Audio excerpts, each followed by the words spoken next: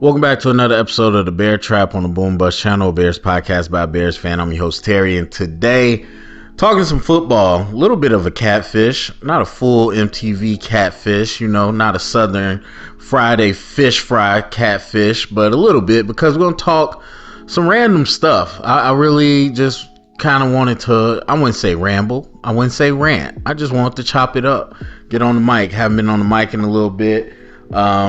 Dealing with little things here and there, getting transitioned back into the workflow, all that good stuff. So it's just been a little bit of time. I've still been obviously watching football, keeping up with stuff, but haven't been doing this as much. So, it's definitely going to have some Bears in it.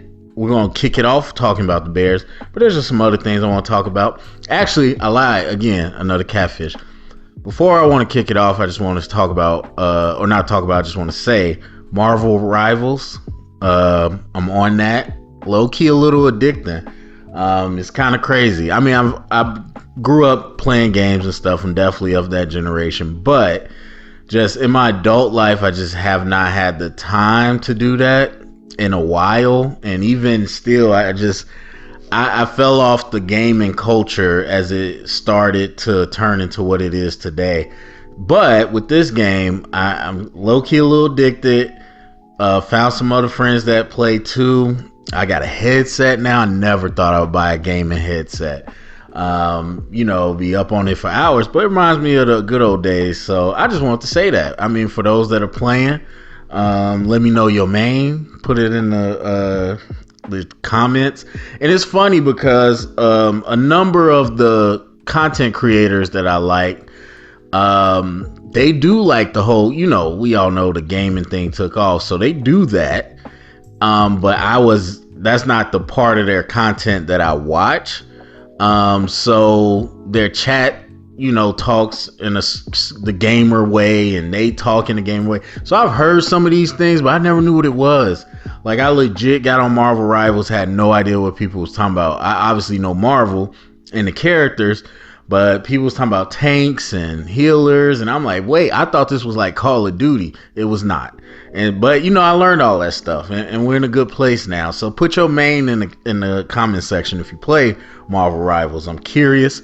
Right now, I'm main in Thor. I was a main on Punisher, and to be honest, I'm probably a natural DPS, but I'm on Thor now, so there's that. It was something else I was going to say, not sports related, but I can't remember, so we're just going to continue on. Shout out, I guess. I don't want to be too over the top with this, but shout out to the Bears fandom for not going insane with the Caleb Williams comments. Now, I say that hesitantly because I've not really... I didn't really take a dive into everything that's happening around that. Now, typically, though, with stuff like this, especially with the Bears lately with Caleb, this blows up and it's everywhere. And I really only saw the Odd Couple talk about it. Nobody else really talked about it for real.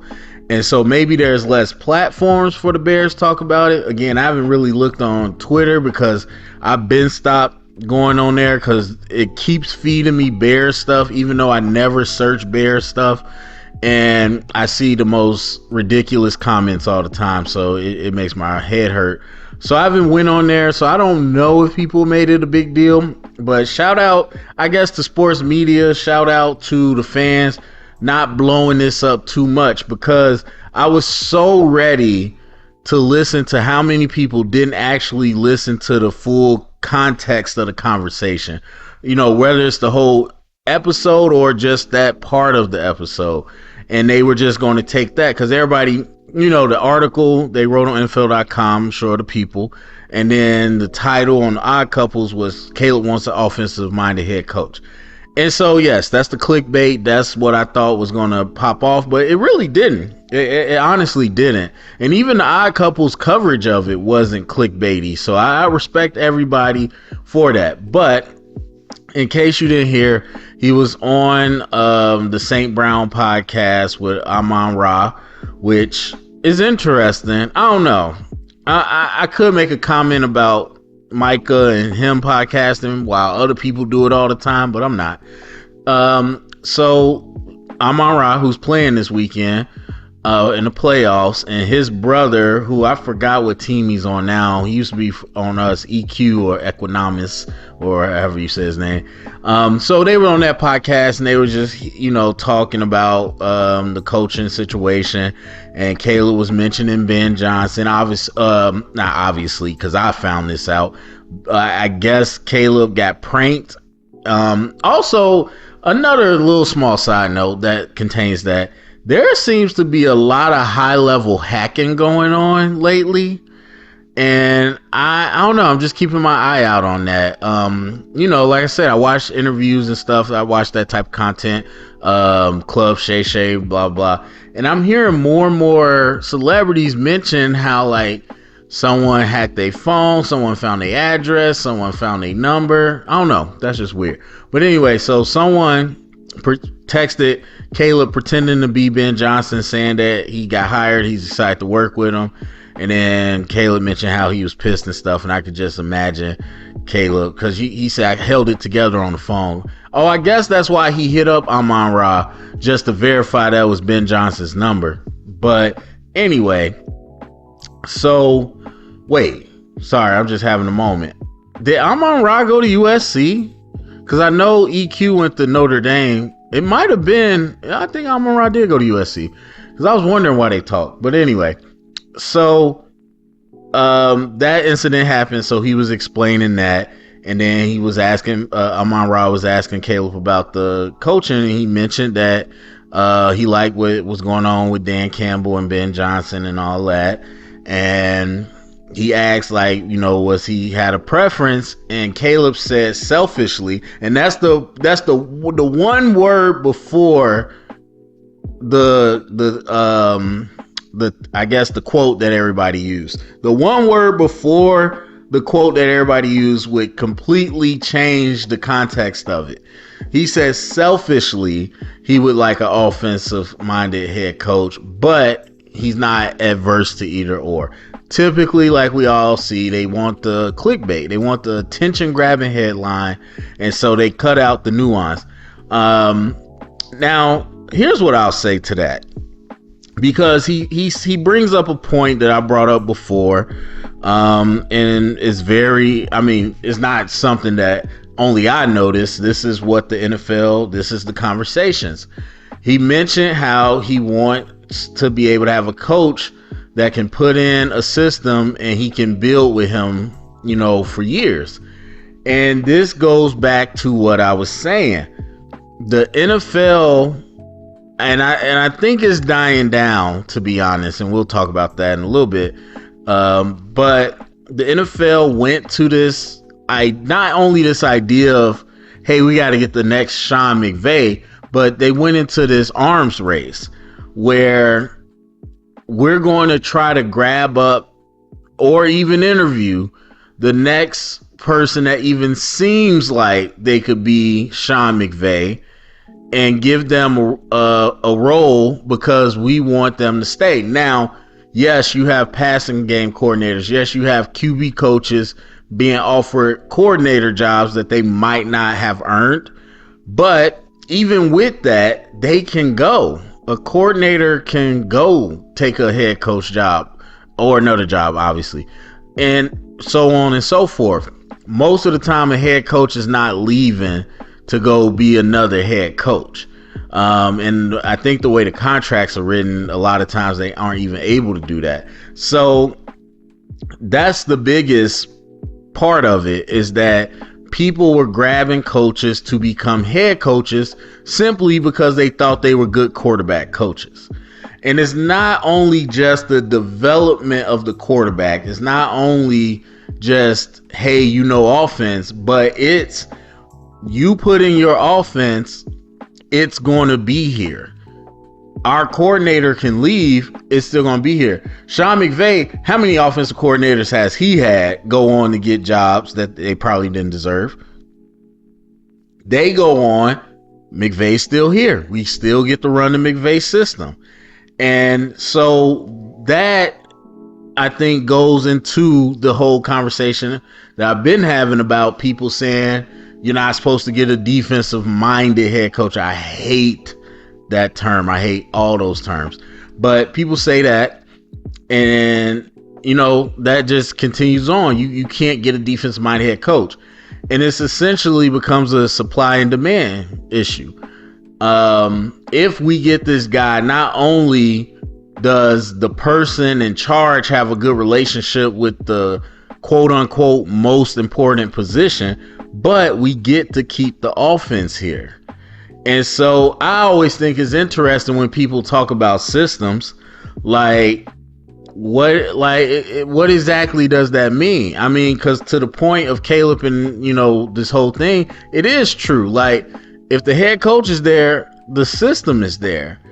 Now, my biggest thing, and if you've listened to me before, that even and maybe I just had great advice, maybe I had a great trajectory in coaching, and I started super early. I know I started earlier than others, but still, my first thing I was told was have an offense and have a defense. And you're talking about middle of nowhere, Illinois.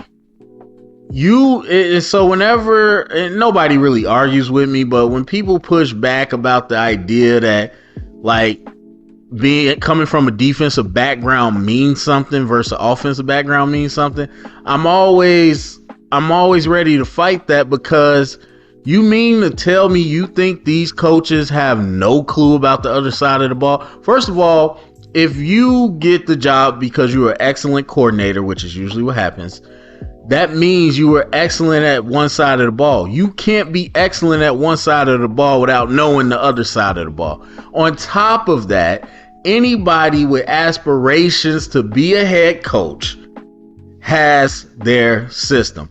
Now, can you look in the NFL and point to now McVay, and again, that's been the trend that everybody was riding.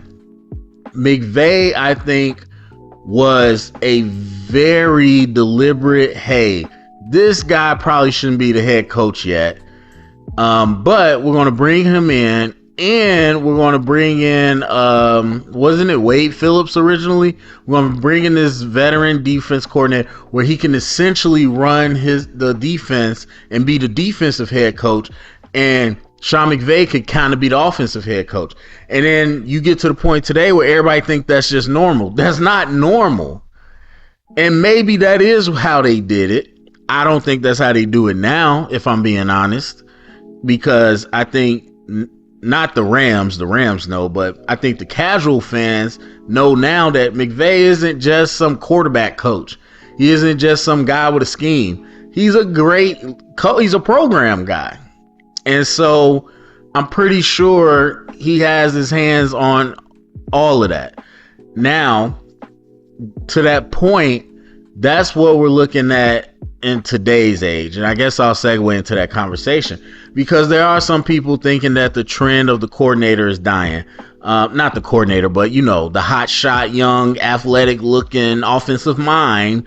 Yeah, I think that's fizzling out. And I don't mean to say that the trend of let's get an offensive head coach is fizzling out, but this idea that we got to get the young coordinator, because some, people that have talked about it, that wrote about it, they look at the interviews happening now. Now, we'll see what happens.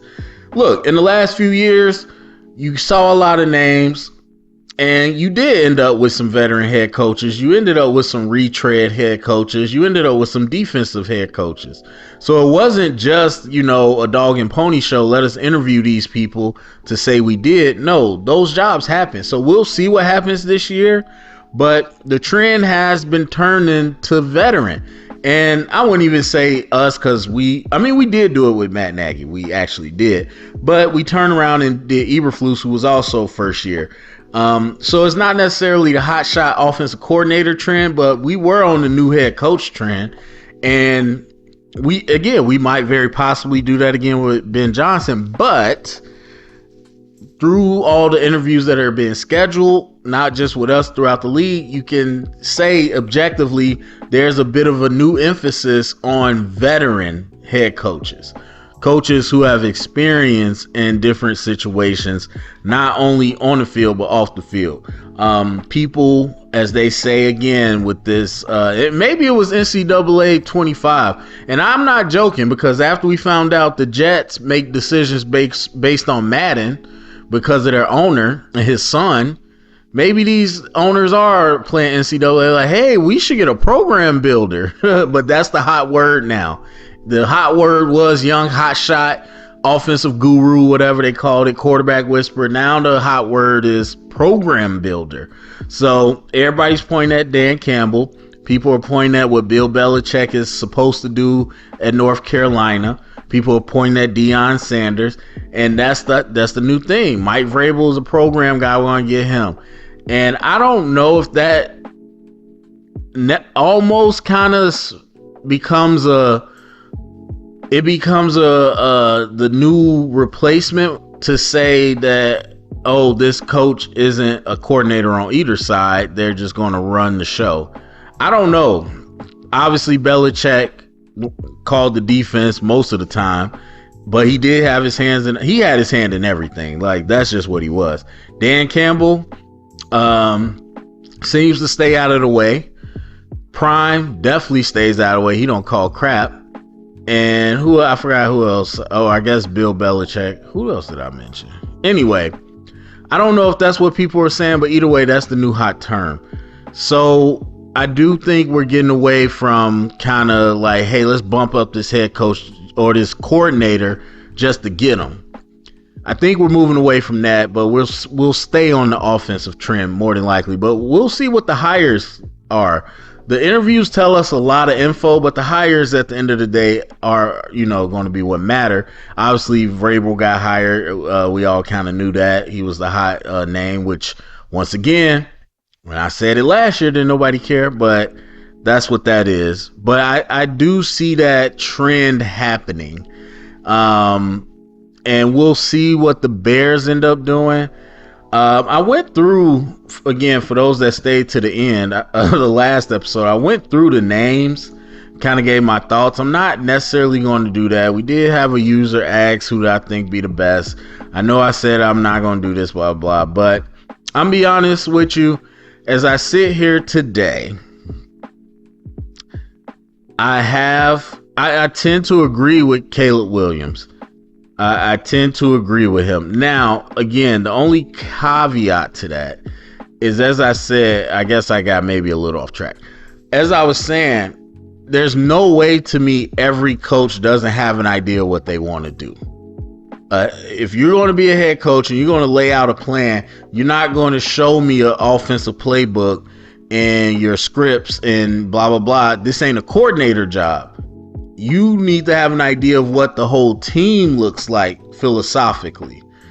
And so when people sit here and say, well, the scheme's going to go, I do push back on that a little bit, because if whatever my offense is, it doesn't matter what it is you like.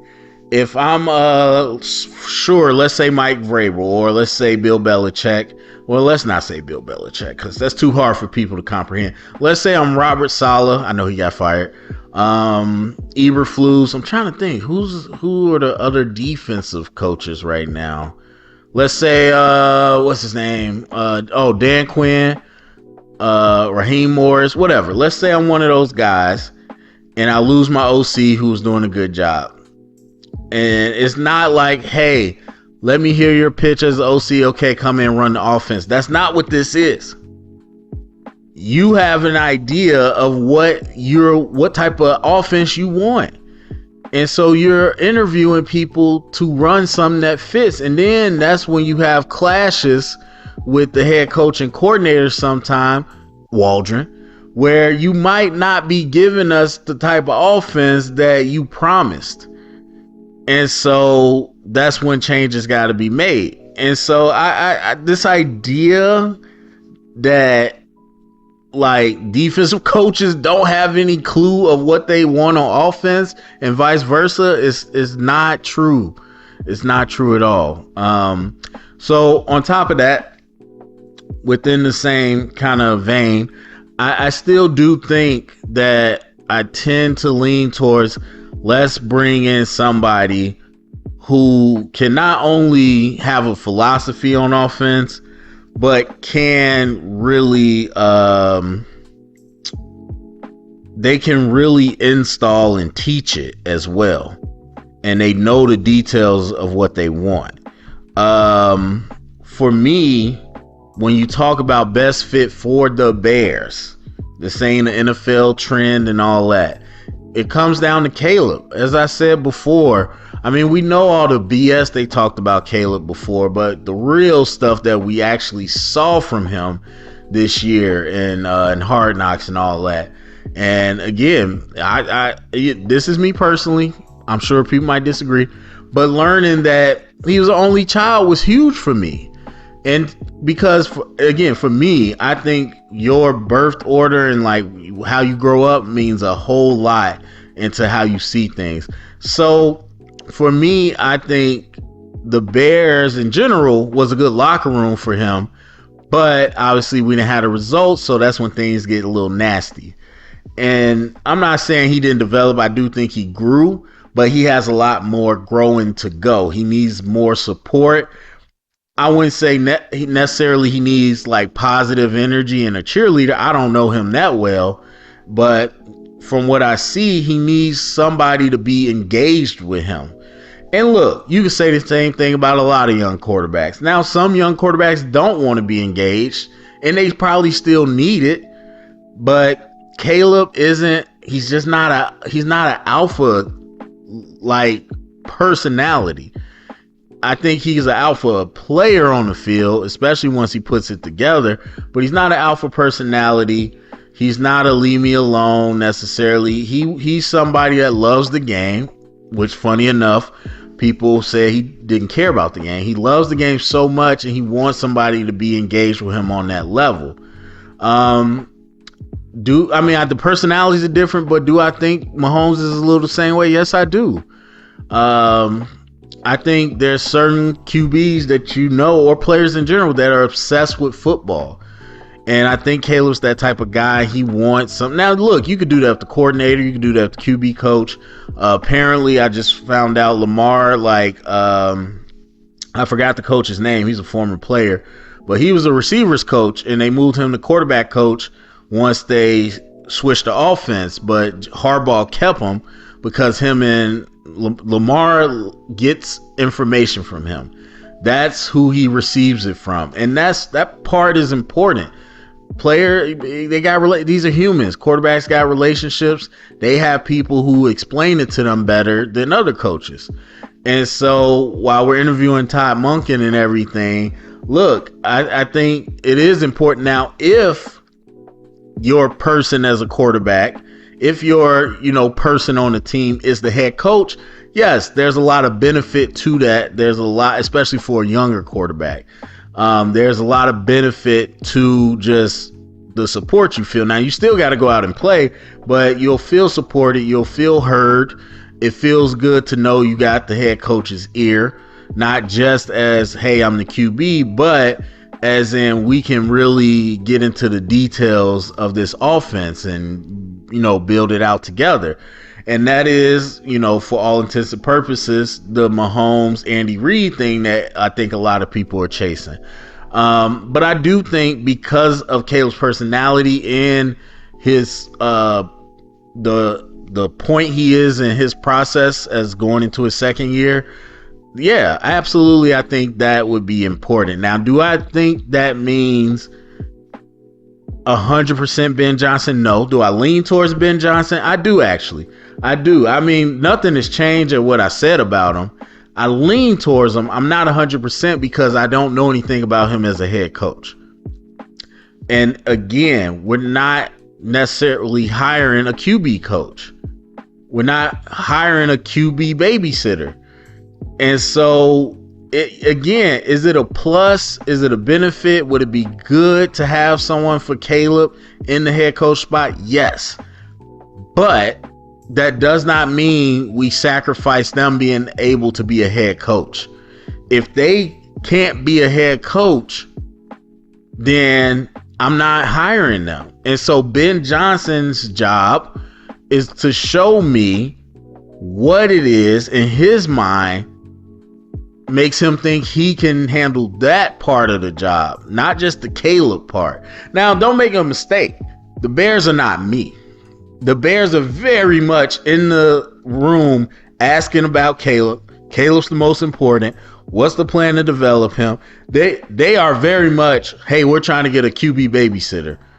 If you believe the reports. But that's the way they've been thinking, so I don't see why it would change. But either way, they're not me, so don't expect that they're taking this approach. But that would be my approach, is that, yes, again, push come to shove, I would lean towards getting someone for Caleb. But if nobody that we feel is a good offensive mind has the ability to be a head coach, then we got to go somewhere else. Now, the Bears have a wide net, and so we'll see. There's definitely options in there. A lot of them I don't like, and I went through those. But that's just kind of my thoughts. Swinging off of that, one thing that I find interesting, and it connects to this conversation, one of the reasons about my pushback with Ben Johnson and everything, as I've said before, being a good coordinator does not mean you can be a good head coach. I went through what a head coach is and what a head coach does in the last episode. You check that out. And so for me, I'm like, of course, people like, well, where else are you supposed to get them from? And yeah, structurally, I understand that's true. That's the chain of command. But at the end of the day, the jobs are not the same. It doesn't matter if you feel like, hey, that's the natural progression. We've seen the results and we know logically that doesn't mean you're going to be a good head coach. So the answer really is the structure needs to change, because the answer is not going to change. Like, the results are the results. We know being a good coordinator does not mean you're a good head coach. So what needs to change? The structure needs to change. And I'm sure people are familiar with pass game coordinator, run game coordinator.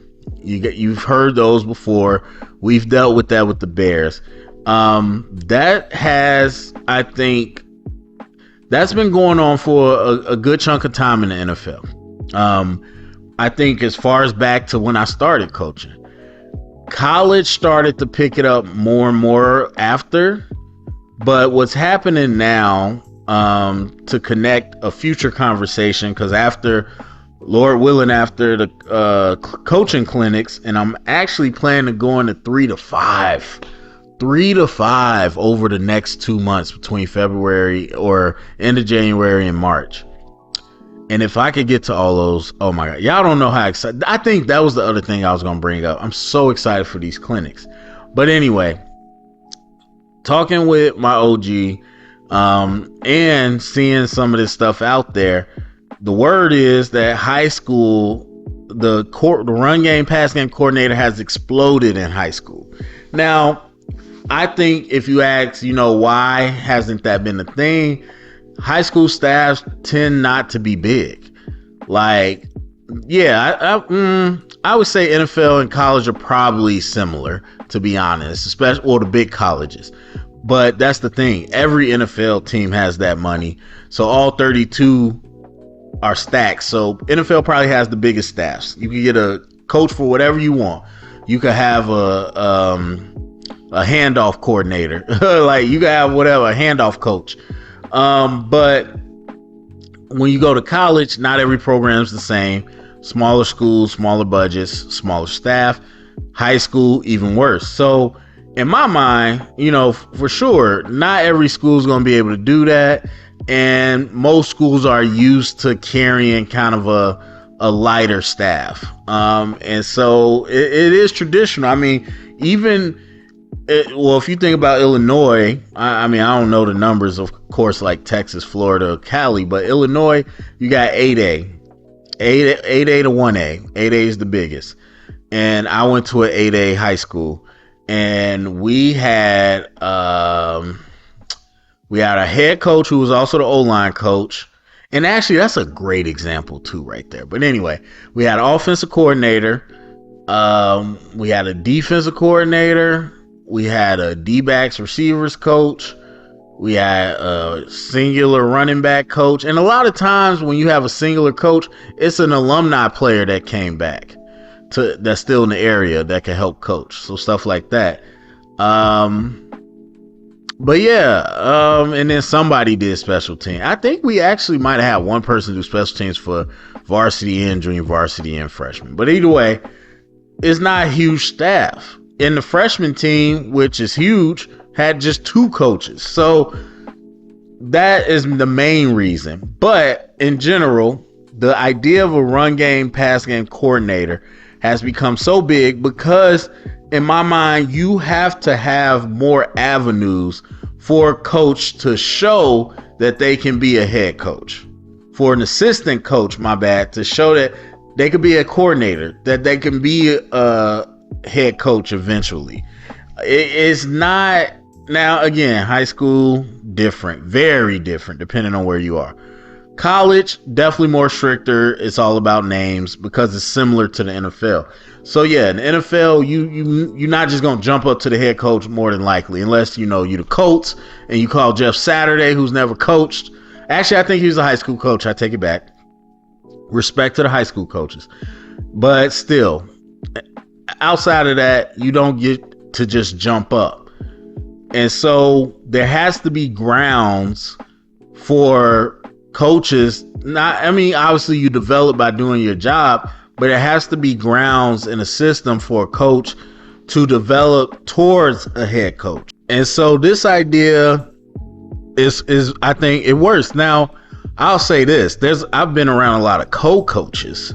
I've seen co-defensive coordinators, co-offensive coordinators. I was a co-O-line coach and co-D-line coach when I first started. And I've done that many times, actually. And so you have sometimes seen where a offensive coordinator job might be split between 2 guys. And sometimes it'll be you're focused on run, you focus on pass. So what comes out of that is this idea of a pass game coordinator and a run game coordinator. Now, in my mind, these are more avenues for you to show me that you were able to take on more leadership and be successful at it. And those types of things. So it can't be, oh, you walk past Sean McVay, you should be a coordinator. It can't be, hey, you were one of the 5 guys that worked with this quarterback last year and he had a great season, you should be the head coach. It can't be that. And so there has to be avenues. We've had assistant head coaches for a long time, and that's cool. I think it's only going to continue to grow, and I think that it's important to grow. I think it's genius. It's not something I thought of. It's genius to have a run game coordinator, passing game coordinator. And again, it is more layers of coaching, so you do have to have the money for that type of staff. Because yes, one guy can do the offensive game planning and everything. Absolutely could. But, or one person, I should say. However, having collaboration always helps. And to be honest, collaboration between both sides of the ball, I think some of the best coaching staffs are the ones that do that. But not being, hey, this is my thing, I'm going to keep going. No. Hey, it's my thing. Let me bring in a receivers coach, all the position coaches. What do y'all think? That's cool. Even better. Hey, this is what I'm thinking. Now let me bring in my pass game coordinator. What you thinking in the pass? This is what I'm thinking. Let's match it up. Let me bring in my run game coordinator. What you thinking? Let's match it up. So is the run game coordinator talking to the tight end coach, the running back coach, the O-line coach, the QB coach, and building a game plan. The passing game coordinator talk to the O-line coach, the receiver coach, the tight end coach, QB, building a game plan. Then we bring our 3 brains together and then we make the game plan for that. Things like that. Again, opportunities to show that you can handle new responsibility, because you coordinating one part of it then moves up to this idea of you coordinating the whole unit. And by the way, it's not just offense. Pass game, run game, coordinator is a defensive thing too. And I'm sure, first of all, if you didn't know, pass rush specialist became a thing a little bit ago in the NFL. But it's no, people might call it something different. Like I said, coverage coordinator or, whatever. Run defense coordinator. They call it something different, but it's the same idea. Then you get to the coordinator. You run your side of the ball. You game plan, you play call, you do all those things, and it doesn't directly translate to the head coach. So then, again, if I could sit down hypothetically with a Ben Johnson in an alternate universe, and he can say, hey, look, obviously, this is why my foundation was, my playing experience, my first coaching experience, but then I went to the run or pass game coordinator. This is what I did. This is responsibilities that I had. Here's the results we had. Here's how I approached it differently with the new responsibilities. Here's what I did as an OC, blah, blah, blah. Here's, I was the assistant head coach for this many years, blah, blah, blah. Cool. And again, in an alternative world, maybe in the future, we have a practice planning coordinator. Or the practice planner, like you got a game caller, you might have a practice call, or not caller, but practice coordinator. Sure, say that. You might have a blitz caller. You might have a coach that, hey, we want a blitz. It's on you. You get to call the blitzes.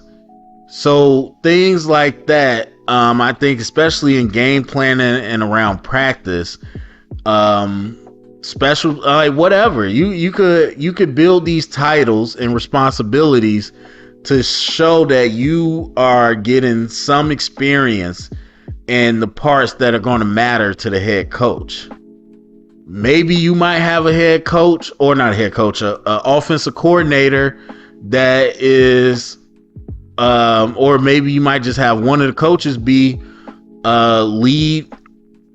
I'm thinking the titles on the spot, but like you could be the, I don't want to say analyst. Sure, you could be the draft analyst. I'm the offensive draft analyst 3 years in a row. I'm the defensive draft analyst. So again, building in these routes that in the near future, the resumes won't just say, hey, my offense had a good year, or hey, I was next to Baker Mayfield when he had a good year. No, we got to really look at what things are you doing. Now that takes the head coach to be a good developer of his staff, and obviously the team supporting that.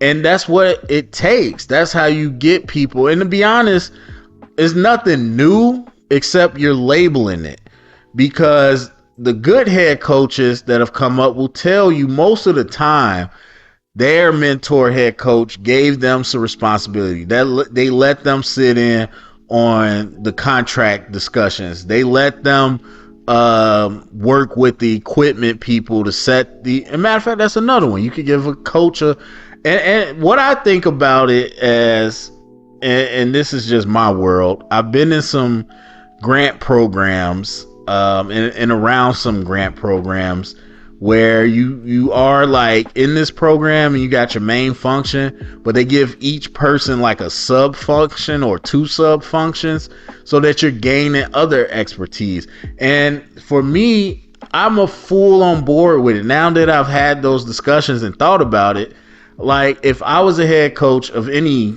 level, that's exactly what I would do. I would give you so many titles so you could sit in the interview with your resume and explain that I had some taste of this.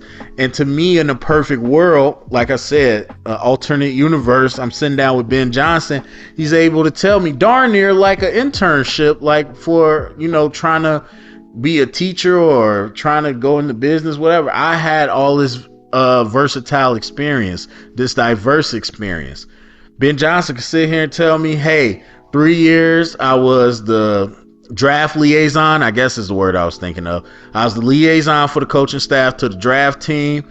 I did a year with the player personnel, where I worked with the player personnel groups on rating guys, watching film for them. I did a couple years as a practice planner. Like, those things would be the kind of decoration, the medals that would say, then I could sit here and tell you, yes, I think he's shown he could be a head coach. Not just he ran a good offense. It has to be more than that, because the head coach is so much more than just the X's and O's. You have to facilitate the entire process to get to the X's and O's. So that's a cool trend happening, and I think it's a discussion that we'll continue to see, and I'll definitely continue to push. And to be honest, I might talk to some head coaches at this first clinic coming up and see what they think about what I'm saying, because you just got to change the structure to make it more viable to become a head coach. Okay, we've been going for a while. There's other stuff I want to talk about, but I'm gonna say this. I'm gonna end it here. I want to talk about Lamar Jackson and his development, his evolution as a quarterback. Now, we all know we had the channel troll. I don't know if he'll pop up because he heard the name or what, but we had the channel troll that just went crazy whenever I say something about Lamar and said stuff that made no sense. But for the most part, we haven't had too many people try to fight me on Lamar. But we know that if you watch and part of the reason I hate the Ravens fans, if you look at any of the discourse around the Ravens and Lamar, a lot of time people will get attacked for it. And of course, if you were somebody that thought I was a hater, you could listen to me now and be like, oh no, don't try to change your mind. No, it's not changing my mind. My stance has been very clear on Lamar. Multiple videos, multiple posts, I've said this. I never said, like any other player, I don't say you can't learn to do this. What I'm saying is you can't do it right now. You're not good at it. And so that's just what it was. There's actually one Raven fan I'm arguing with on some other video right now, that because you have these Ravens fans that have flipped the narrative to what's his name, whatever their coach was, their OC, he held Lamar back, that's why Lamar knows how to pass now. What? That is not true whatsoever. So people trying to rewrite history. So like I said, I've always said, now the struggles in the playoffs is more than just football in my mind. I don't know what else it entails, but the football part of it doesn't help because he was limited. And when you got against teams that took away what you were good at, you had nowhere else to go. And so those critiques were valid and continue to be valid because they happened. We saw it.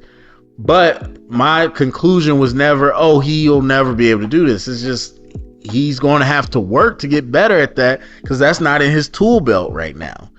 That's like me saying Jared Goff doesn't have a, great quarterback scramble game. That's not hating. That's just, it is what it is. And so you move to the part further down the line where you get people critiquing Lamar, and Lamar even critiquing himself because he took a year where he forced himself to try to be a drop back passer. Once again, now, and the other part that blows my mind is people complained about that so much, complained about the offense, but that was Lamar's decision. And to be honest, the offense wasn't different. It's just Lamar wasn't running around. Lamar scrambling is not part of the offense. QB runs are different. So when he decided he wasn't going to do that, it just looked different. So people complain. Lamar himself complained last year. Everybody complained last year. People complain all this year. They not running enough. They not running enough. Why they not running? Same exact fans that sit here and argue, Lamar's a great passer. Look what he did. Look at Monken and what he did. Wait a minute. Because when they did pass, y'all was upset about it. Y'all said that was hurting the team. That's not your identity. but then you try to turn around and say Lamar is an elite passer. I'm confused. But anyway, my point being, so he took that year. That was a big step up in his growth. It was a rough year, but I commended him. That's also stamped. I said I commend Lamar for what he's doing. I think this is what he has to do if he could ever dream to be the full quarterback that Pat Mahomes is. And that Josh Allen was starting to become. And it was a rough year. It looked bad a lot, but I said he's going to learn a lot from it. And he went through injuries and stuff. He was pretty okay last year, but then last year I started to recognize again. I'm like, hey, first for me, I said the pocket. He's always been calm in the pocket. He honestly was never a guy that just took off scrambling to the right or left immediately, Justin Fields. He was always calm in the pocket, but then he started to learn how to work the pocket. And then it went to, he started recognizing blown coverage consistently. I posted that in the community. I said, Lamar, I feel like at this point, Lamar is guaranteed to make a defense pay for blowing the coverage. That was not the case before. And so it went to that. Then last year, where, to be honest, it wasn't crazy, but still, I'm like, okay, again, recognizing Lamar has improved in these areas. Then you get to this year. Now, I didn't full study him. Honestly, there's a lot of times I wasn't watching his game, and I'll be watching pretty hard, but I've seen enough to know, I won't say full package, but it has come together. I mean, that's evident in the numbers. Now, a lot of people going to say Derrick Henry. My thing with that is, the Ravens were number one in rushing last year. They've been number one in rushing many times since Lamar has played there. So this notion that the Ravens are different in the run game, or not different, but more effective. I mean, they might be by the numbers. They might be more efficient, but the number one rush attack is the number one rush attack. And so some people will try to throw that in there. And I'm not even saying it doesn't impact. I know it impacts the defense, but still, Lamar's passing ability this year compared to last year and the performances he had, not even close. And again, I'm not going to say full package. We'll watch. And I know for one, his accuracy still sputters sometimes. We've seen that all season. And people they shoot right over that one, like the cow jumping over the moon. They never address that. You can't make an excuse. Lamar just threw that ball 15 feet over somebody's head. He still does that. But overall, he unlocked it. He put in that work. And I was going to say he might not get the same narrative as other people because he didn't get a star receiver. But Derrick Henry's going to be that narrative. Because the narrative with Josh that I hated was Stephon Diggs fixed him. What? It negates the real work that he did to get better that people don't know as a casual fan. And same thing with other players as well. They've said that. And so that might be a little bit for Lamar. Like I said, people are just going to be like, oh, Derrick Henry is the reason he was more effective. But I think that negates the real work he's done to become a more well-rounded quarterback, and it absolutely shows. It absolutely shows. And I commend not only that he did it, because I said this the first time, I'm not commending him that he achieved it, but I'm commending him that he tried. There's a lot of quarterbacks there's quarterbacks, as we know, that don't even show up to practice and take the game seriously, let alone would criticize themselves enough to say, let me hone in on this and get better. The man put on 20 pounds to help with the beating he was taking and was really good. This year, he went the other way. He said, I felt I was tough, but I just wasn't as explosive. Lost 20 pounds of muscle and went back to his days. Still effective last year, just like he was this year. But he forced himself to stay in the pot. He did these things to make himself better. And I just respect that. I respect that. And I've always acknowledged his climb. And so to me, this isn't different. But I want to say, like, for sure, because the narrative is Lamar was the MVP and all that. Everybody knew he was elite. The fact is that he was not. He was not. Again, you're just not elite or not elite. That's not how it works. He was a certain type of player at quarterback, and now he's become a different quarterback.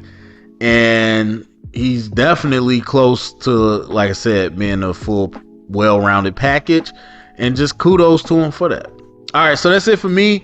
Good discussion. Go down in the comment section. Let me know what you think. Share it around. Get the conversation started. Thumbs up, subscribe, and remember, stay up and bear down.